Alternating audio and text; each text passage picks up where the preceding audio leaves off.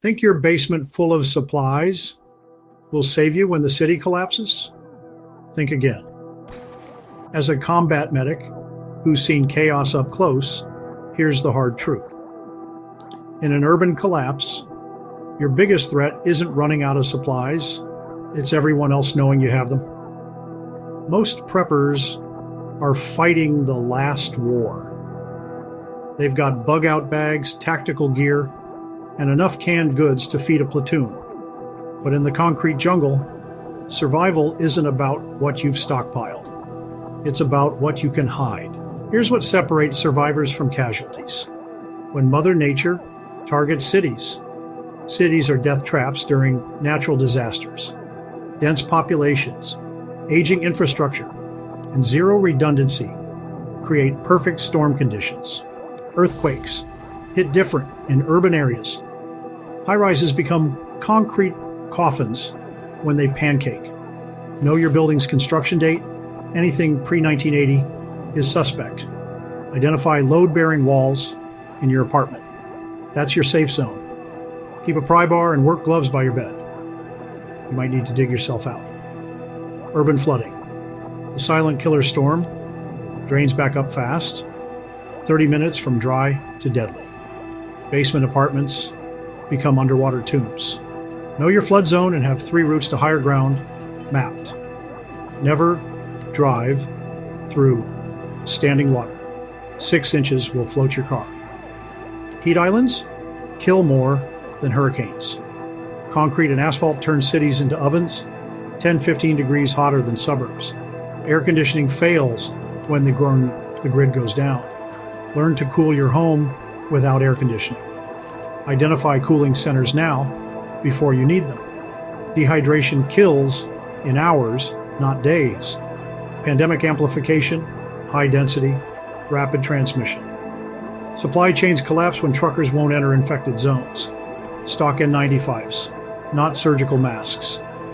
I've seen the difference in combat zones. The threats no one warns you about. Natural disasters are predictable. Human threats aren't. Civil unrest, when neighbors become enemies.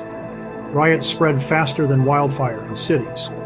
Your safe neighborhood can flip in 30 minutes. Avoid main streets during unrest.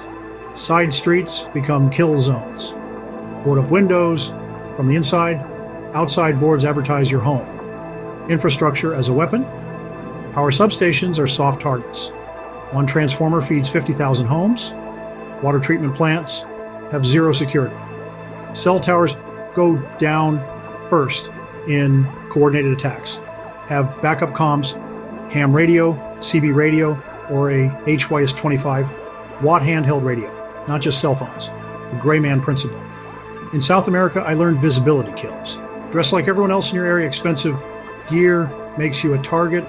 Walk with purpose, not paranoia. How enemies exploit urban chaos. Cities give attackers every advantage. Here's how they'll use it against you. Blending in threats, look like everyone else until they don't. Trust your gut.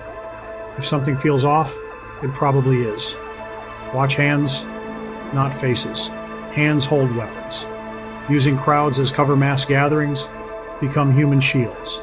Stampedes kill more than the initial threat. Always know 2 exits from any building.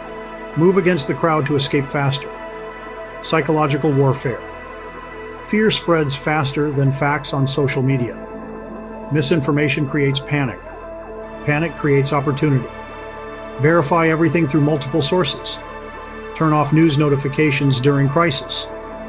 They'll paralyze you. Bulletproofing your urban survival plan. Physical prep is just the start. Mental prep keeps you alive. Home fortress basics. Reinforced door frames, not just locks. Most doors fail at the frame. Security cameras are deterrents, not solutions. Create a safe room with independent communication. Keep trauma supplies in every room. Bleeding out takes 3 to 5 minutes. Personal defense reality check. Pepper spray works in close quarters. Tactical flashlights blind attackers and light your way. Know your state's concealed carry laws. Ignorance isn't a defense. Train regularly. Muscle memory saves lives when your brain shuts down. The go bag. That actually works. 72 hours of supplies minimum, 7 days preferred. Water purification tablets, not just bottles. Cash in small bills. Credit cards don't work without power. Copies of critical documents in a waterproof container. One change of clothes that helps you blend in. The skill that saves lives in chaos. Situational awareness isn't paranoia, it's survival. The combat scan, left to right, near to far, every 30 seconds. Identify potential weapons in your environment. Note exit routes and cover positions. Trust peripheral vision. It detects movement better than direct sight. Baseline and anomalies. Learn what normal looks like in your area. Spot the anomalies. Wrong clothes, wrong behavior, wrong timing. Empty streets during rush hour. Something's wrong.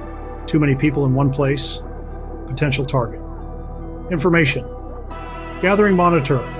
Police scanners during crisis. Social media shows real-time ground truth. Local news lags behind reality by hours. Network with neighbors before you need them. Staying ahead of evolving threats. Urban threats change faster than your prep plans. Continuous learning. Take trauma first aid courses, not just basic CPR. Learn urban navigation without GPS. Practice shooting in low light conditions. Study your city's infrastructure vulnerabilities. Regular drills. Practice evacuation routes monthly. Test your gear under stress. Involve your family. Everyone needs to know their role. Stay connected. Build a network of trusted contacts.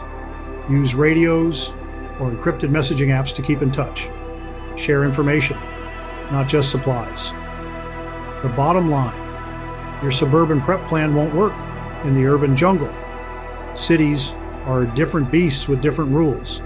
The biggest mistake I see preppers make, they prepare for the wilderness apocalypse while living in concrete reality. When infrastructure fails, when civil order breaks down, when your neighbors become desperate, that's when urban survival skills separate the living from the dead. Remember this, in urban collapse, the loudest prepper dies first. The smartest one stays invisible. Your next move, master trauma medicine before you need it. Watch my breakdown in 5 IFAC mistakes that kill and see how a combat medic packs a real trauma kit. Because when seconds count, proper medical gear is the difference between bleeding out and walking away.